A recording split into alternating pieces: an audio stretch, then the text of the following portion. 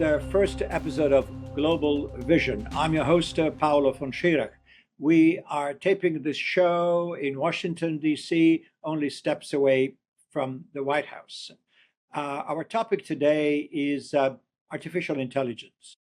Is the Terminator knocking at the door? My guests today are Doug Kalidas, Bree Treese, and Doug Shannon. Artificial intelligence may be the most promising and at the same time most dangerous invention of this decade. It will power innovation and efficiency, but it will also displace humans. Many jobs in law, medicine, advertising, entertainment, logistics, and more will be performed by intelligent machines that do not sleep, do not get sick, do not go on vacations, and do not collect salaries and benefits. Young people looking for entry-level jobs in this new AI reshaped economy will see their options narrowed. We can also foresee the erosion of our privacy as pervasive AI systems monitor and predict our behavior. These are real dangers in the information ecosystem. AI can do complex research literally in seconds, so it can assist professionals. However, in the wrong hands, AI can produce rivers of false or distorted news that look real and professional, this way creating chaos and stirring conflicts. Can the public tell the difference between a genuine news story and an AI-generated lie that will spread like wildfire in cyberspace? Each major technological advancements kills old structures. We know that, displacing all those who were employed there. AI will be more than winners and losers. Indeed, some experts warn us that AI is actually dangerous. At some point, we will get to AGI, artificial general intelligence. AI systems will have autonomous decision-making capabilities that may escape human control. Exaggerated doomsday predictions? We simply do not know. Meanwhile, regulators struggle to keep pace with the technology's rapid evolution. Without clear accountability, AI's deployment in defense and finance may lead to catastrophic outcomes. Think for a moment of AI-controlled automated weapons that go off based on AI-generated algorithms. The machine will do everything. Bottom line, it's not quite clear where AI is going. Is it going to be good? Is it going to be bad? For us humans, time will tell. Welcome back. We're here to discuss a lot of issues pertaining to artificial intelligence, a topic that is going to be with us, I assume, for decades to come. Maybe I'm exaggerating, but the impact is really already very significant, and with new developments is going to be more significant. And we're joined by great experts in the field, and that includes Doug Kalidas, Senior Vice President of Government Affairs, Americans for Responsible Innovation. We've got Bree Treese, co-founder and Chief Impact Officer at Fathom.org, and Doug Shannon, co-founder, Intelligent Automation and Large-Scale Operations at Theia, which is a think tank. Both Bree and Doug join us from California. Doug Kalidas is here in Washington. So let me just throw it to you, lady and gentlemen. Let's talk about the environment in which AI is growing and will grow. Some people say we need guardrails. This is new, this is disruptive, it's going to affect everything. We need some clear guidelines. The government, that is what's right here in Washington, we're right here, our studio steps away from the White House, will have to provide guidance to industry and also to investors and what have you to see where this thing is going. Good idea, bad idea? Let's start with you, Bree. What do you think? Yeah, well, first, thanks so much for having me. I'm delighted to be here with the Dougs. The question you raise is exactly why we founded Fathom. AI is a unique technology, and we know it's going to raise unique questions where we have to think about the mechanisms and systems in which we are going to integrate this safely and effectively into our world. And this question of governance is really what we think is the tip of the spear. If we get the governance infrastructure right, then we think we have the best shot at achieving all the promise and the upside of this technology while also making sure that it's safe for our world. We believe this is possible with a slightly reimagined version of how we've dealt with emerging technologies in the past. We call this mechanism independent verification organizations, which are basically companies and organizations that have the expertise, the science, the tooling, the capabilities to assess AI models and applications.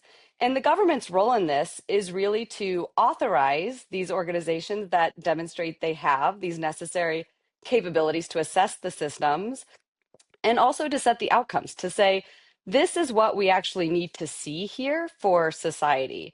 This system really sets up the government to be doing what it is really best at, to say, this is what good looks like for us here in the world, while allowing the private sector to do what it's really strong at, to say, we are going to innovate on how best to achieve those outcomes the government is holding us to.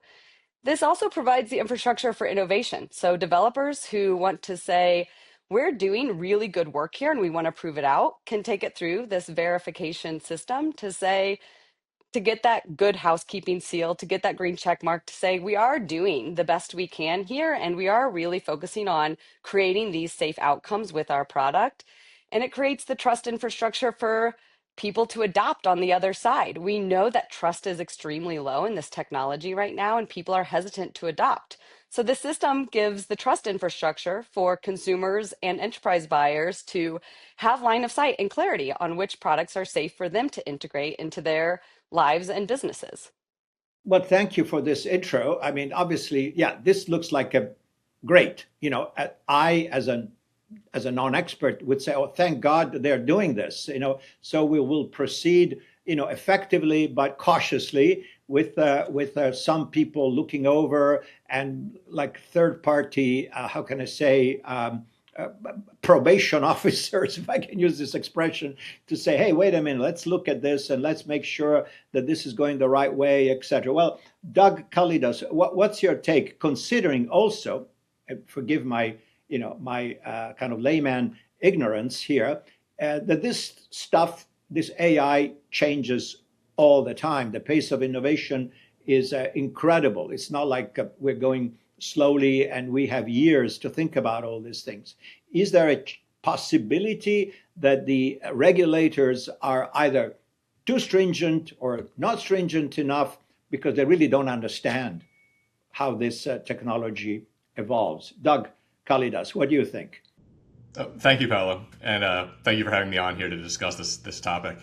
I agree with a lot of what Bree said. I think that at ARI, Americans for Responsible Innovation, where I work, we believe deeply in the power and promise of AI. We believe this is important technology.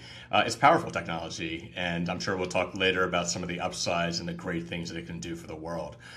There's also a lot that can go wrong. And I have a perspective mostly looking at what the United States has done in the last few decades to regulate technology, or I should better say, to not regulate technology. We've largely taken a fully hands-off approach. Now, obviously, there are certain benefits to that. There's more investment in the sector. There's a lot of innovation, clearly. But I would definitely question the premise that innovation thrives in a fully unregulated environment. We can talk about different examples from banking, financial services, pharmaceuticals, investors, users, corporate users of these technologies. They want, as Bree mentioned, they need to trust that what they're working on is actually going to be safe, reliable, dependable, is not going to create liability in places that they can't predict. And that is something that we believe for the long-term health and growth of the market will be salutary. And there's a lot that the federal government can do to help this.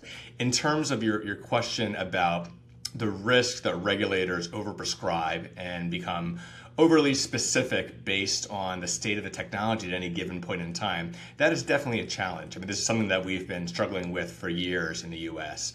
I think that in order to do this right, you need government capacity. You need to have experts within the government agencies who understand the technology as well as the private sector and those who are developing them. In the US, there are some of those technologies embedded in different agencies. We certainly need more of these people, but there's a start. And we need to be thoughtful about how we define any regulation. I will say that if you talk to some of the people working at the top AI development labs and you ask them, do you believe that there should be some regulations on technology? A large number of them will say yes. This is often not public. This is often something that they'll tell you behind closed doors, but they understand the power and the risk of the technologies they're developing. And it's really not fair to ask individual companies to simply self-regulate because they're putting themselves at a disadvantage in the market. It's a prisoner's dilemma. And this is something where government can step in, set an environment where it makes sense to do the right thing. In terms of what form that takes, I mean, some of the things that Bree had mentioned about the independent verification organizations, we like that idea a lot. We think there's a lot of purchase to that. We're agnostic about specifically what some of these regulations look like. I think the important thing is to marshal political will to actually act. And then we can talk about some of the specifics. We have a lot of ideas here at ARI, but we believe there are other mechanisms. Thank you. Let me now turn over to Doug Shannon. And if you can elaborate on this, and again, being here in Washington, and I am not like you, ladies and gentlemen, a specialist on this, but the old joke is that Washington is analog and the rest of America is digital, meaning that we're always not steps, but sometimes miles behind technological innovation. And also, let's face it, Washington is run by lawyers who want to prescribe everything and want to make sure that every possible contingency has been looked at and we've got an answer and a regulation and something for everything. And that sometimes results in things being overdone and also are not really appreciating the pace of innovation. And of course, I really like going back to what Bree was saying earlier, and you also seem to concur, Doug, that it's nice to have third-party entities that will vet. I am not sure how this works in the practical world in terms of government regulation that will rely on third parties as input and advise, I suppose, in terms of what should be done, what should not be done. So, to you, Doug Shannon, what do you think? How do you see this? Is this doable in a good way? It's doable in a good way if we pay attention. A lot of the things that we're seeing in the space is incentive based, so we need to make sure we have the right incentives in place. But those same incentives need to make sure that we're also building agency into what humans are doing and bringing humans into those conversations. So kind of like what Bree was talking about when she was talking about kind of like the speed and kind of talking about in general, the speed of this is much faster than we've ever seen anywhere ever. The only individuals that have seen this type of speed were like the quote unquote like the Zennials, like the ones that were in the middle between like Gen X and Gen Z, and kind of see where that's at. So Zennial people of that age group saw analog to digital. They grew up with that. They got cell phones at age 20 and started texting people. And so I think we're going to see a lot more leaning into those individuals to say, how do we lead this? How do we drive this? Because when it's this fast, the cultural change is going to happen at a much faster pace than Paolo, what you were talking about, where the government can't keep up, the legislators can't keep up. But you don't want to police them. You want to kind of hall monitor them. But at the same time, again, to what Bree was talking to, is the infrastructure tells the story, like the architecture of it, what can be built on top of these items, what can be built on top of these systems, these platforms. That's what we need to pay attention to, because that gives us a little bit of a head start on where this is going and what this is going. So I think that side of this is where we would definitely look to leverage that and pay attention to that, and using third parties to kind of do that whole monitor and to get back to that trust. Okay, let me just try to frame this also in broader terms. Obviously, AI is a global technology. It's not the monopoly of the United States. We all know that. The little that we understand, what's happening in China. In China, innovation is top down. The government orders you what to innovate. I'm oversimplifying, of course, but that's pretty much the way it's done. And enormous resources can be allocated to whatever the government, or which is in this case the Communist Party of China, says that is a priority, and they can husband all the resources necessary and put all the money that is necessary and say to people, you do this. That's one way to doing it. Their regulation, guardrails, what have you, I have no idea if they even mean anything in that context of top-down led innovation. In Europe, we have seen a completely different approach, which is much more cautious, and an effort to prepare the regulatory framework, perhaps even ahead of the innovation. How does that change things, considering that we are competing, obviously, we meaning the United States, all the firms that operate in this space and others that will join or be the users or what have you. Is it possible to give an assessment of saying which one is the right approach? Is our more hands-off approach better than China top-down or Europe over-regulation? Bree, can you address that? Yeah, I mean, I think that's the elephant in the room of who is going to win this global AI race, which we don't have time to dive into all of the details on that today. But your point is very valid. In China, the government has a lot of say of which products just get diffused into their economy and society. And here in the US and across most democracies, that's just not the system in which we're working. We have decided to regulate industry. We have decided to let the private sector make a lot of decisions on this. And today, particularly in the US, we have what is referred to as a technology or a capabilities overhang. We may have the best technology and capabilities on AI, but we are really lagging behind in diffusing that into our economy. And this does come back to that trust infrastructure. We have corporate buyers, particularly in regulated industry, that want to use this to see the promise, to get the upside of this technology, but they do not have the capabilities to assess these systems, to understand what is safe for them to use, to understand where their liability sits. So without this trust infrastructure and without these third-party evaluators who can come and provide that oversight, that guardrails, the check marks to say, yes, this is okay to use, we are going to lag behind on diffusion. And I think it is a real issue that we need to face. Well, thank you. All right, let's take a break and we'll resume the conversation in a moment.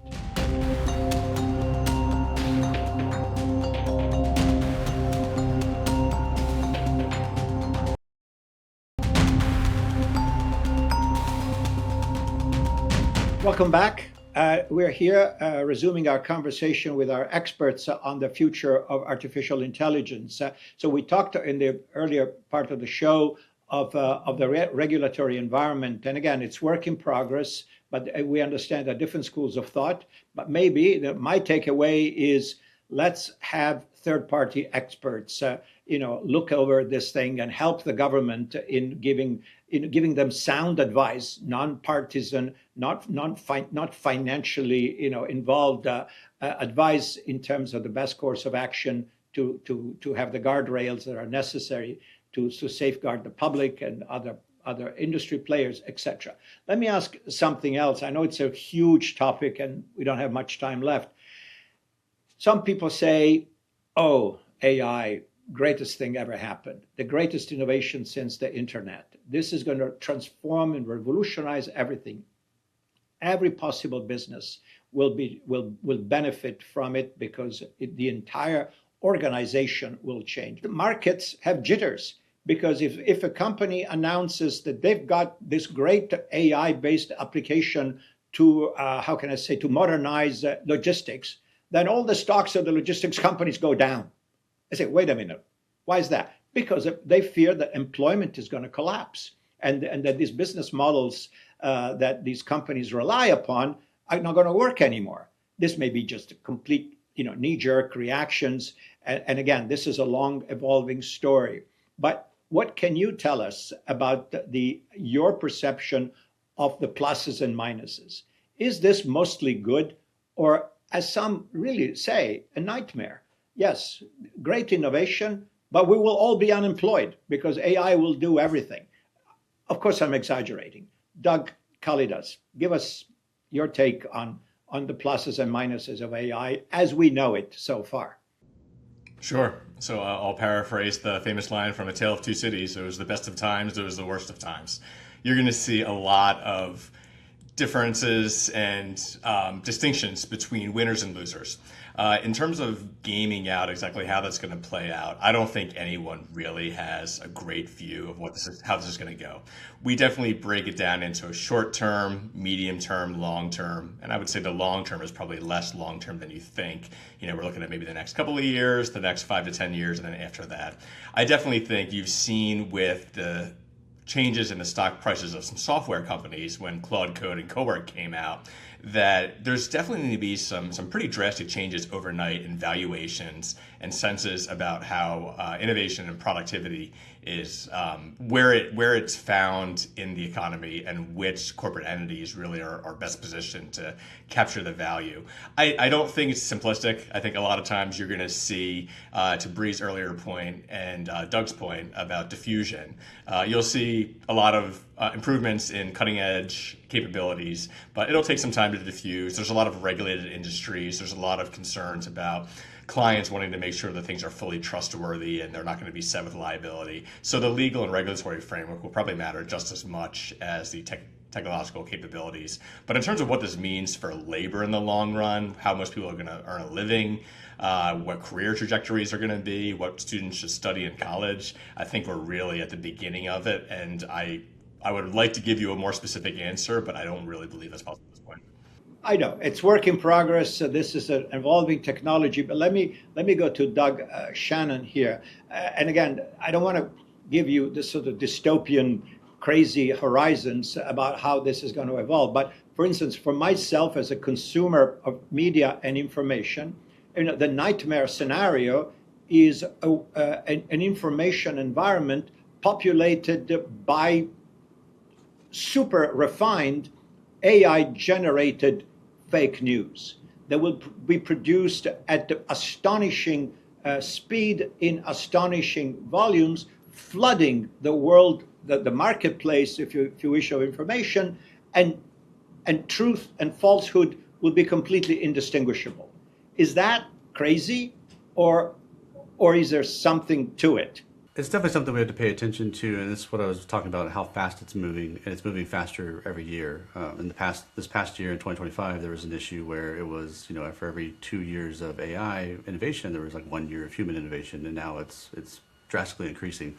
The thing is that we know that we're working with systems and we're working with generative AI and general intelligence at this point that is driving an understanding where we've never had the ability to take on like the knowledge worker and take on the intelligence, and now we're scaling this intelligence. It's getting better and better every day, like that many people talk about.